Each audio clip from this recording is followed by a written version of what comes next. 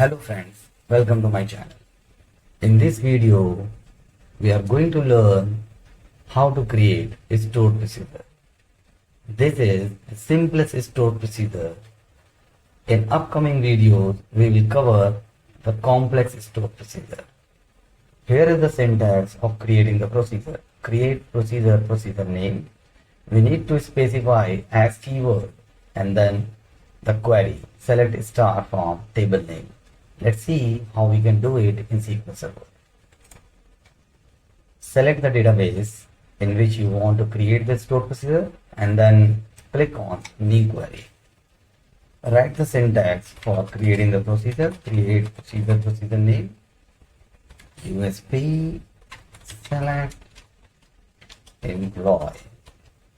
We are going to create a select query on employee table, and this is the user defined function. Then the prefix should be USP, then as, and then the query. Select star from employee.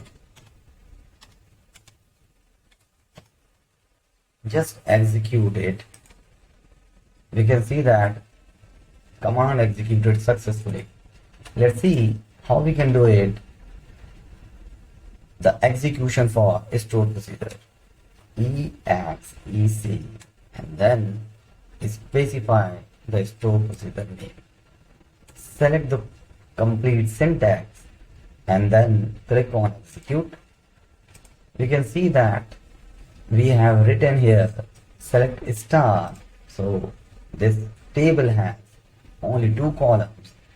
So it is showing all the columns while executing the procedure. That's it from this video. Thank you for watching.